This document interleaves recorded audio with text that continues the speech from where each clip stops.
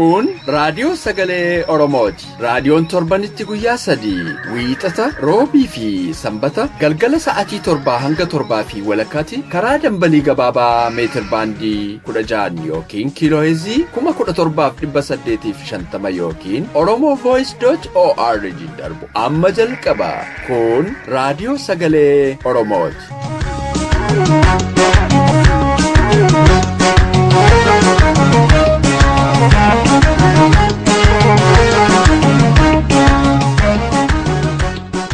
Akka mul'atan dhaggeeffattoota keenya kabajamoo kun qophii keenya sanbata raadiyoo sagalee Oromoo irraa kan isiniif darbu qophiilee keenya beeksisuun kan isin waliin turaan walii gammeeti. Qophiilee keenya irraa oduu fi qophii waaree mareeti. Muuziqaa torbees ni qabna. Hanga qophii keenya xumuraatti akka nu waliin turtan isin affeerra. Amma gara oduu keenyaatti isin dabarsa.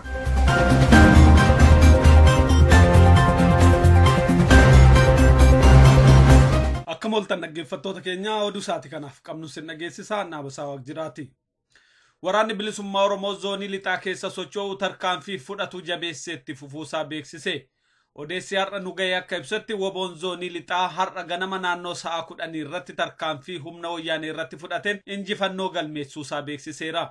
Tarkaanfiin kun godina Qeellam Wallaggaa aanaa Gidaamii ganda Laaloo Garee bakka Garee jedhamutti kan fudhatame ta'ullee beekameera. Tarkaanfii kanaan waraanni wayyaanee hedduu akka miidhamellee odeessi kun hubachiiseera.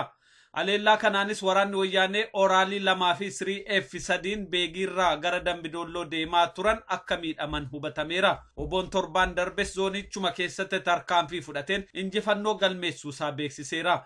Tarkaanfii oboo kanaan kan baarage humni wayyaanee immoo uummata walitti qabee olola adda addaa fi doorsisa gaggeessaa akka jiru namni nan dubbise naaf ibsaniiru. Gara Gidaamii irratti wanti ta'aa jiru amma haala qabatamaa kaleessa fakkeenyaaf kaleessuma wanti jiru jechuudha. Namoota walitti qabanii abaa'oo mana kana gashitaniitu abaa'oo qe'ee kana taasisaa maal jedhanii namoota reebaa fi walitti qabanii bakka kaleessa. Waraanni bilisummaa Oromoo bilisummaa uummata Oromoof jecha bara 1973 irraa eegalee falmaa hidhannootti akka jiru beekamaadha.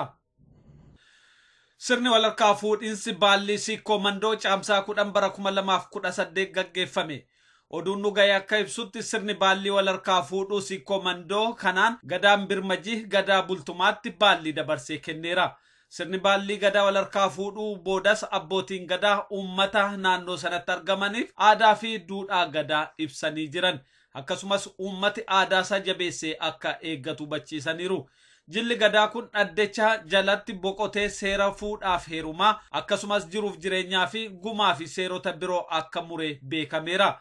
Jilli gadaa Siikoo Mandoo kun caamsaa 11 irraa eegalee gara Odaa Roobaatti kan godaanu ta'us odeessi nu ga'e hubachiiseera. Sirni gadaa Siikoo Mandoo kun waggoota 136 oliif addaan citee turuunsaa kan beekamu. Sirna kana deebisuu fi haaromsuufis tattaaffii adda addaa godhameen waggoota 2 dura haaromsi gaggeeffamu akka eegale kan beekamu. Itoophiyaan mana hidhaa Oromoo ta'uun ammas ragaan ba'amaa jira. Dhiyeenya yeroo lammaffaaf hidhamanii qabsoo uummata Oromoon kan hiikaman obbo Baqqalaa Garbaa gaafiif deebii VOA afaan Oromoo kan Washington DC'tti argamu waliin taasisan irratti akka mirkaneessanitti ammallee manneen hidhaa Itoophiyaa afaanuma Oromoo dubbachuutti jira. Akka obbo Baqqalaan himanitti kan hidhamu Oromoodha, kan hidhu, kan ragaa ba'u, kan murtii kennu, kan mana hidhaa eegummoo waan biraallee hafee maqaa Oromoo warra waamuu hin dandeenyedha. Yeroon seenis ta'u yeroon baay'isaa ta'u manni hidhaa baay'inaan kan inni dubbatu afaanuma kanaanii bakka itti qoratamuutii jalqabee haga xumuratee hidhaasaa xumuratee bahutti bakka hundumaa bakka deemnutti yoo laalle namootuma afaan keenya dubbatutu jira wayita deemnus bakka hundumaatti wayita bakka nuti jijjiiranii nu hidhanis mannaan nu godhamus kanuma agarsiisa. Namoota keenyatu jira jechuutu danda'ama. Garuu namoota eeganii jalqabee namoota mana sirreessaa bulchanii jalqabee yoo laalle immoo faallaa isaati kan nuti arginu. Maqaa keenyallee namoonni qajeelchanii waamuu danda'an illee hin jiran. Waama tokkoof barbaadamne yeroo waamamnu illee yoo laalle namooti maqaa keenya qajeelchanii waaman illee keessa hin jiranii jechuudha. Bulchiisa mana sirreessaa keessa silaa namni keenya jira jechuun hin danda'amu.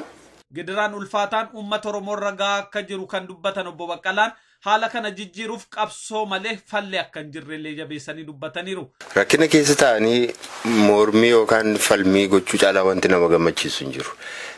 Mirga ofiif bakka hundumaayyuu ta'anii hin falmatu. Kan mana hidhaatti nu geessisu mirga keenyadha. Mirgi keenya bakka kamittiyyuu bakka sarbamutti tole jennee fudhannee hin beennu. Nyaata laganneerraa reebicha akka dhaabbatu, halkan nama waamuun akka dhaabbatu, nama reebuun akka dhaabbatu kana hundumaa irratti qabsoofneerraa qoricha fudhadhaa nuun jedhan hin fudhannu jennee dinneerraa uffata gaddaa uffannee baanee jennaan uffata san uffachuun dandeessan nuun jennaan qullaa keenya mana murtee deemneerraa nyaata malee guyyaa 9 bulleerraa qabsoo gochuun nurra jiru hundumaa goonee mirga keenya haga dandeenyutti kabachiifanneerraa mirgi hidhamaa achi jirus akka kabajamuuf fakkeenya taaneerraa yeroo nuti gallee fi yeroo nuti baanee wanti mana hidhaa keessa ture tokko hin turre jijjiirama guddaa agarsiifnee baaneerra jennee amana. Uummata Oromoo qabsoo hadhooftuun isaan dabalatee Oromoota hedduu hidhaarraa hiiksisaa jirus obbo Baqqalaan galateeffataniiru. Qabsoon uummata Oromoo mirga uummata Oromoo kabachiisuu irratti waan xiyyeeffateef haga galii isaa ga'utti gama hundaan jabaatee akkatti fufullee dhaamanii jiru. Himannaan Dr. Fiqiruu Maaruufaa dabalatee namoota 62 irratti banamee ture addaan cituun gabaafame. Oduun nu ga'e akka ibsutti tarkaanfii ammaa kanaan himatamtoonni seeraa adabbii yakkaa keeyyataa 464 fi 494 irra darbitan jedhamanii himataman akka himannaan irraa ka'u ta'eera. Galmeen himannaa Ababaa Yohaalaa waliin dhimmi isaanii ilaalamaa kan ture himatamtoonni 48 himannaan irraa ka'eera. Teedros Daani'el faa waliinis himatamanii kan turan 18 immoo himannaan akka irraa kaafamu kan taasifame ta'uun beekameera. Galmee himannaa Masrashaa Saxxanyi waliin dhimmi isaanii ilaalamaa kan ture himatamtoonni 38 dhimmi isaanii irraa ka'eera. Qabsoon uummataa mo'ataa ta'uu kan eeran maddeen keenya uummati bakka hundatti gamtaa isaanii jabeessanii qabsoo bilisummaaf haqaa akka itti fufan dhaamanii jiru. Torban darbe keessas diddaa fi falmii uummanni Oromoo bakka adda addaatti godhe keessaayyuu kan godina Gujii keessatti gaggeessaa tureen ayyaamni haaromsa Meedirook akka yeroof ittifamu taasifamuunsaa kan yaadatamu. Oduun sa'aatii kanaaf qabnu kanumaa qophii keenya fi waliin nagaan nuu tura.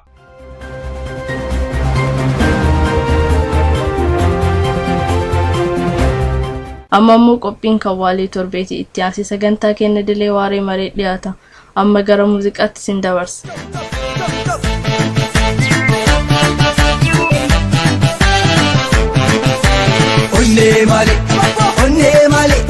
Onnee malee lollu kormi. Onnee malee lollu kormi. Jaarsa loloo guddaana boborolle. Leenci malee dabeessi tak badirri nolle. Bulee kulu jere badleenci sabaaf lole. Eeros baddaa booyyale si dhabee ayyoon tole. Onnee malee lollu kormi. Onnee malee lollu kormi. Gaaroo gaa gubbaa simpirreen hiite. Leencatti tana aduun dhiitee bariite. Iyyaan dhageette jajjabeen hidhattee kaate. Gaabba isaaf lola dubbiin tatabaa taate.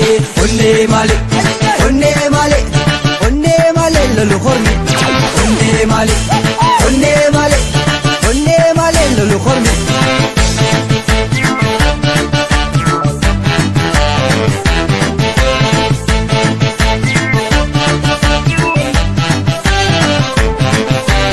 Onnee malee lollu kormi. Onnee malee lollu kormi. Wareegamii keessan qabsoo hin laaffisu. Dura deemnaa malee badduu bannuun deebisu. Lafa lafee keessanii yaayyuu kakanne. Daangarra wareegamna qawwee keessanii dhallee. Onnee malee lollu kormi. Onnee malee lollu kormi. Loli guddaan keelii banna geelle keessa. Dunya nagarsuu dhabne jannaaf jaba lol keessa. Duubatti hin deebine diinda'ee barbaddeessa. 90 jeessa 80 deebisa. Daanga kabachiisa. Onnee malee lollu kormi. Onnee malee lollu kormi. Bokkaan mandiyee kee bubbeetu bubbisa. Odaa diimaaf sana baasuuf ta'e kaleessa. Leenci leecuun dalayoon taate jecha ana kamitecha onne male lolu khormi onne male lolu khormi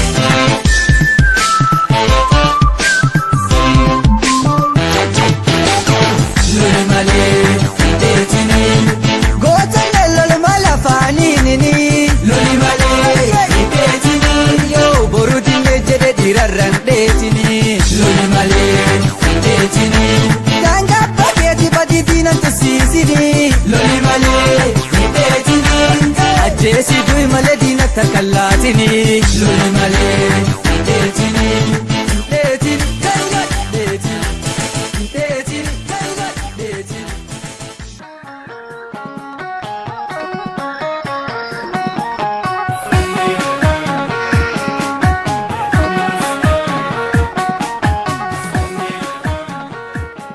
Kun qophii waarii mariiti.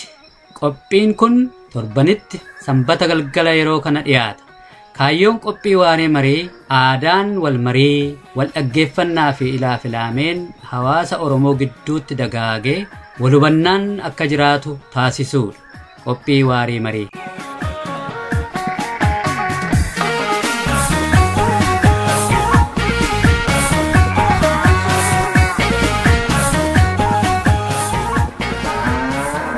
dhaggeeffattoota keenya kabajamoo marii dhimma seenaa irratti Dr. Muhammad Hasan waliin qopheessaan qophii hubannaa Tasfaayee Dheeressaa kanaan dura godhee ture kutaa lama walitti aansinee isiniif dhiyeessuun keenya ni yaadatama. Kutaa sadaffaaf isa xumuraa qabannee dhiyaanneerra kunoo itti fufa. Egaa sunumtuu kan Aksumanii kan Itoophiyaa jennu kana miti jechaadha. Isa kan biraatti dabarra yuuti. Odoon hin dabarre dura waan ati reefu jette takkaatu waan na yaadachiise beektaa. Uummanni keenya waliin beekuu gosa kanaa fi kana keessaa warra booddarra jiru. Laal 1978 namtichi tokko anthropologistii Gammoo Gofaa keessa dhaqeeti uummata Oomoo Vaalii keessa jiru isaan irratti fiilmii tokko tolchee bara. Fiilmii takka tolcheeti. Fiilmii san yuunivarsiitiitti garsiisan. Ani yogguu san Londaniin ture Maanchisterittis garsiisanii London fidanii ijoollee tamaarii Itoophiyaa tachi jirtu garsiisan. Uummanni garsiisan kun irra guddaan uummata hucculleen hin uffan. Uummata aadaa adda addaa qabu. Amma tana yoon hin jee namni amanu ijoolleen tamaarii kanin wajji taa'ee fiilmii san laale namtichi kana godhe Itoophiyaa maqaa balleessuuf malee Itoophiyaan tanaa miti tun uummata Itoophiyaatii miti jedhanii protesti godhan jechuudha. In my lifetime waan 1978 tti ta'e yogguun aan London University keessa ture. Namni zamana san dhiise ammaahu hedduu namni keessaahu warri Borderland irra jiru namni waliin beeku beektaa. Biyya seenaa yoggaa 3,000 qaba jettu. Biyya amma addaan facaati. Anamma umrii tiyyatti zamana mootummaa Haile Sillaasee biitti akka addaan facaane ni tiisina jedhaniituma galgalaa ganama lallaban. Zamana dargiitis naat agarxirrii biitti akka addaan facaan. Wayyaanis akkanuma yettiimi mootummaan takka biitti takka yoggaa 3,000 dura jiraattee akkamitti 3,000 booda addaan facaana jetti. Gartee realitii irratti waan based hin taane jetta. Uummanni tokko ka civilization cimaa qabu yoggaa 3,000 civilization qabu miliyoona 8 arra Itoophiyaa keessatti namni beela'uu beektaa. Hiyyummatti addunyaa keessa booda jiran tana akkuma reefu jeewwamoo propagaandaa himan malee waan dhugatti seenaa gubbarratti wanta hin tahine if jajjabeessuuf namni waan fedhe hima. Inimaahu amma dabranii bar seenaan Itoophiyaa 3,000 miti miliyoona 3 fa'aa jedhanii sanitti dhiisi bira dabre. Tolega karaa kanaanis Dr. Muhammad waa tokko jedhanii turan waluu hin beeknu wal wallaaluun keenya kun immoo diinota keenyaa fi kaapitaala ta'eef iyyuu jira jedhanii kunis yaada bal'aadha mataa isaatiillee gaatarii ummatoonni kun otoo wal beekanii gamee wal fakkaatu qabu tarii waliin iyyuu mari'atanii diina irratti warra gaardii mana hidhaa kana ta'e irratti walii galanii iyyuu jijjiiramni saffisaan akka dhufu gochuu danda'u turan jechuu isaati. Kunis dhugaadhuma keessaa kun amma ifatti mul'ata. Mootummaan waggaa 27 aangoorra ture kun waan inni ittiin beekamu keessaa tokko uummatoota silumaa haalaa waliin beekne kana qoqqoodee iyyuu walirratti duulchu. Warra wal beeku iyyuu Somaalee fi Oromoo akka tooftaatti fudhatee jira. Uummatatu wal beekee walii galee furmaataaf gaarii ta'a ture. Karaa biraatiin egaa gara xumuraatti adeemna. Akka hundi keenya hubannu warri waa'ee Itoophiyaa fi Itoophiyummaa dhaadessu tuni sadarkaa tokkoffaatti egaa uummata Oromootiyyuu akka uummata tokkummaa biyyattiitii fi sodaachisaa ta'etti dhiyeessu waan Oromoos dabalatee uummata Ogaadenis kanneen biroos dabalatee game uummanni kuni dhageessimmoo dhaggeeffachuu fedhii hin qabanu. Amananii fudhachuu fedhii hin qabanu. Kun immoo gamaal agarsiisa rakkinuma biyyattii keessa jirtu iyyuu haala waaraa ta'een lasting ta'een hiikanii nageenyumaaf walii galtee waaraa ifnuudhaa fi fedhiin akka hin jirre agarsiisa. Kanaaf iyyuu jeequmsis lollis babal'achaa itti fufaa deema. Kana keessa isinis haalaan quba qabdu uummatoota gurguddoo 3-4 caalaatu jiru kan amma waa'ee bilisummaa kaasanii bilisummaaf lolaa jiran uummata Ogaadenii, uummata Oromooti, uummata Afaarii, uummata warri Gambeellaallee, uummatni Sidaamaallee tarii warri biyyatti uummata kanarratti uummatoota kanarratti yakka dalagaa turan kun akka addunyaa irratti illee amma faashina ta'ee truth and reconciliation jedhanii badii dalagame amananii fudhatanii fala barbaachuu irratti waliin galan yoo ta'e warri Dr. Muhammad Zallet Kamers jedheen kun tarii warra dura adeemu ta'uun ni malaalaata. Uummatuma Oromoo caalaa iyyuu waa'ee bilisummaa kana hin mukaafnu kan silaa waan moggaarra jiran kan akka salphaattuu bahaanu jiru jettanii yaaddu biyya kana fofottokanii karaa adeemuudhaaf.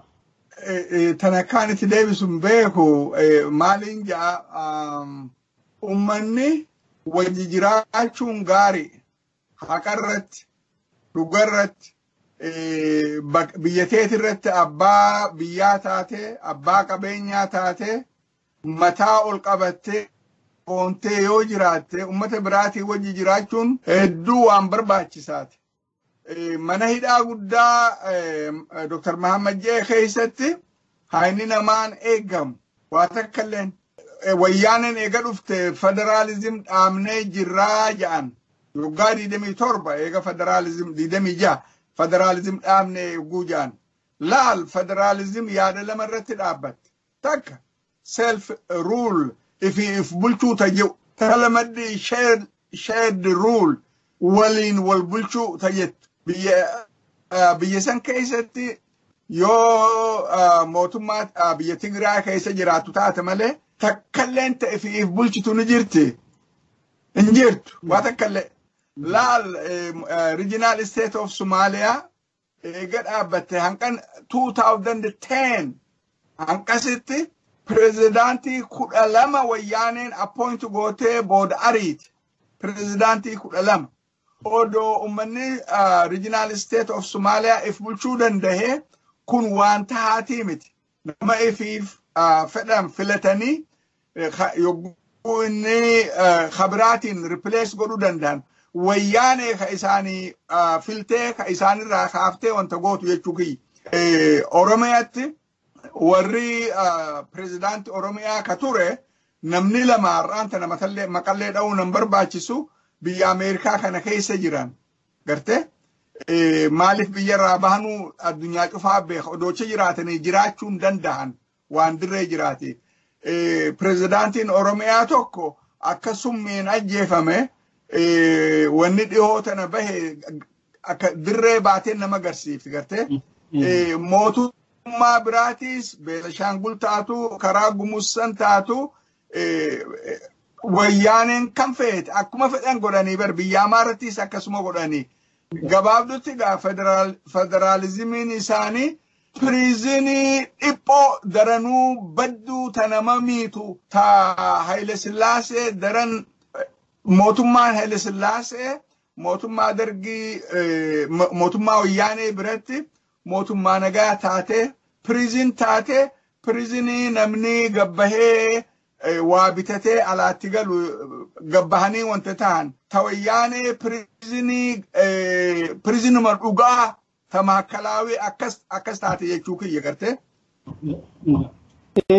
Maaligaa akkuma hundi keenya hubannu keessaa addunyaan irra keessa jiraannu kun isa yoomiyyuu caalaa addunyaa jireenyi ilmaan namaa haalaan itti walitti hidhateedha. Addunyaa jireenyi ilmaan namaa gargar ba'uu hin dandeenyedha. Otuu uummattoonni iyyuu hin fedhin, otuu biyyoonni iyyuu hin fedhin jireenyatu walitti hidhee jira. Haala akkasii keessatti uummanni Oromoos dhugaatti uummattoota wajjin wal ta'ee jiraachuu hin fedhu kan jedhu baay'ee xiqqaadha. Rakkinni guddaan sila jenne warruma Itoophiyaa fi Itoophiyummaa dhaadessu kanatti gamee uummattoota kana dhaggeeffatanii sadhumaatii fala waaraa itti barbaaduudhaaf fedhii agarsiisuu dhabu utaalaniituma uummattoota kana abaaruu keessaa uummata Oromoo akka farra tokkummaa biyyattii akka farra Itoophiyummaa sana ta'etti abaaruu ta'e malee ani yeroo hundaa wanta irraanfanne jira. Egaa sadarkaadhuma dhaabolitti illee yoo deemne amma bilisummaa Oromiyaa walabummaa uummata Oromoo kan dhaadessu keessaa tokko adda bilisummaa Oromooti. Isaanis kan isaan maqaa isaa dhaga'uun barbaanne dhaaba kana. Garuu 1993 or 92 yeroo mootummaan ce'umsaa mana maree keessaa ba'e VON obbo Galaasaa Dilboo faana bu'ee bakka isaan jiranutti interview godha. Yeroo sana gaadhaamnis tokkuma ture hayyu dureen adda bilisummaa Oromoo obbo Galaasaa Dilboo turanii jaarsii Amaariffaa akkas qajeeleyyuu hin beeku natti hin fakkaanne gaafii sanas deebii sanas tokkoon ishee jechoota ishee yaadadha ammaa irraatti.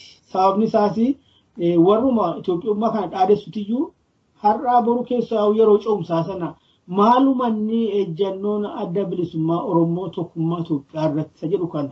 Isaa warra dhaabatti dhiyaatu nu amanan kanaan nu gogsuu turan kanaafan qabadhe maal jedhani gabaabaatti biyya mirgi uummata Oromoo guutummaan guutuutti kabajame keessatti uummattoota kamii wajjinuu tokkummaa uummanne jiraachuun fedhii keenya Amaariffaan jedhanii የኦሮሞ ህዝብ መብት ሙሉ በሙሉ በተከበረበት ምድር ከማንም ጋር አንድነት መስርተን መኖር ፍላጎታችን ነው።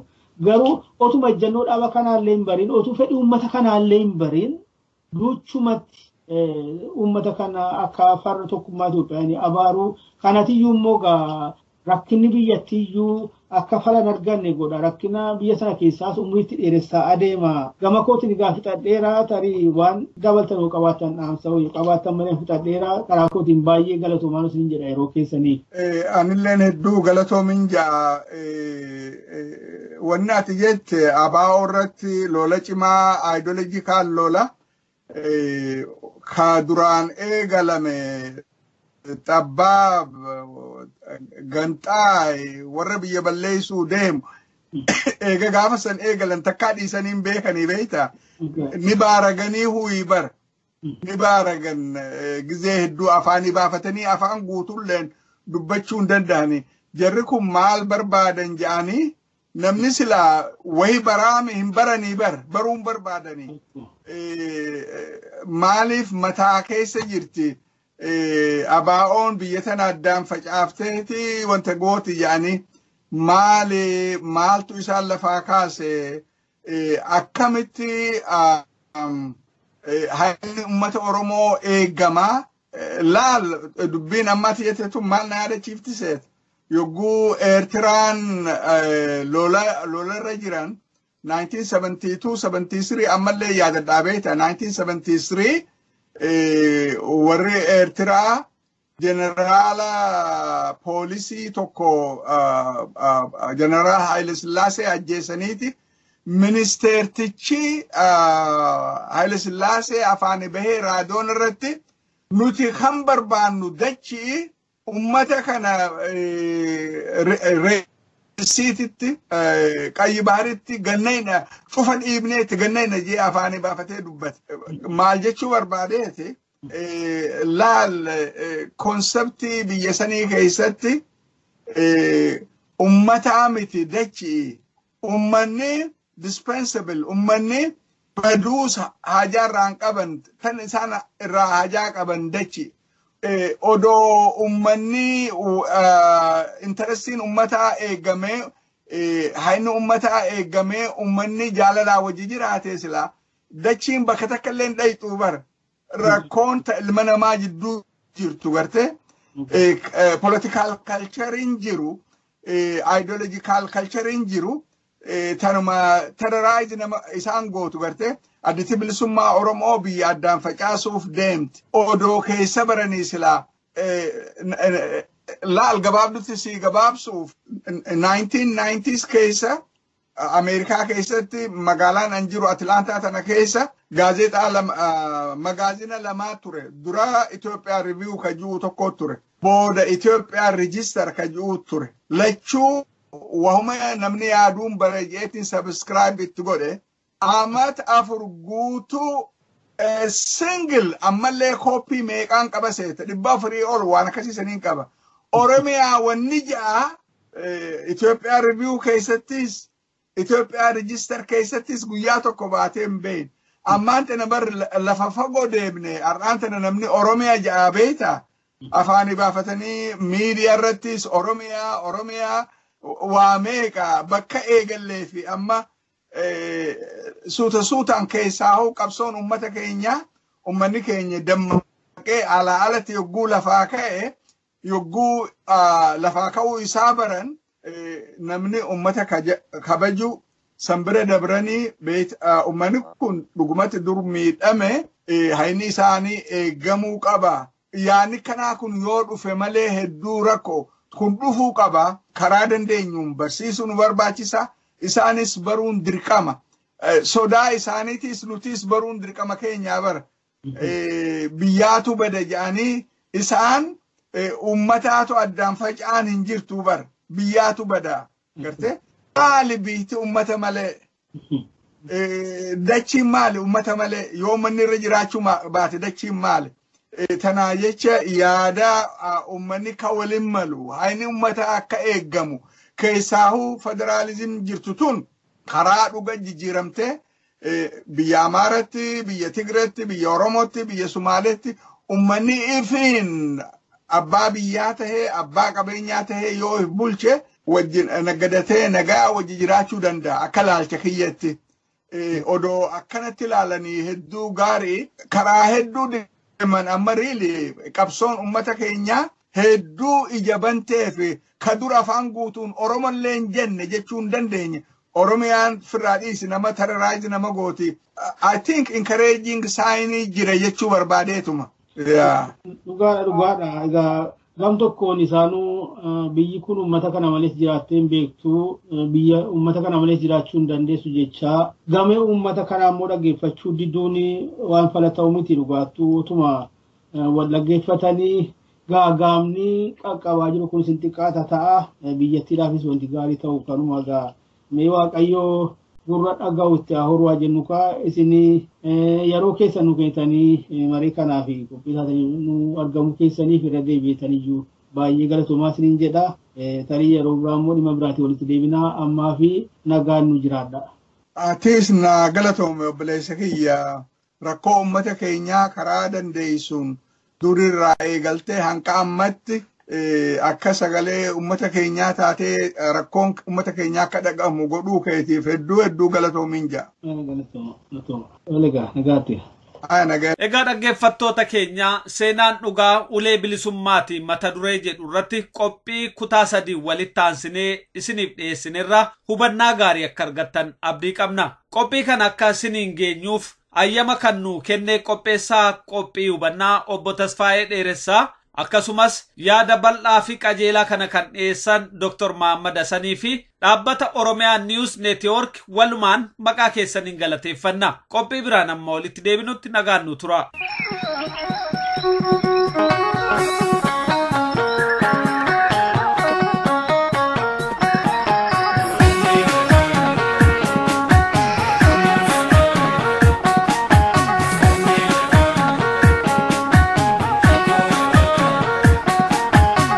hanga yoonaatti kan caqasaa turtan raadiyoo sagalee Oromoo dambalii gabaabaa isinii darbaa ture. Daqiiqaa 30 waan waliin turtaniif hedduu galatooma. Qophiilee keenya wiixata hanga walitti deebinu nagaan nuuf tura.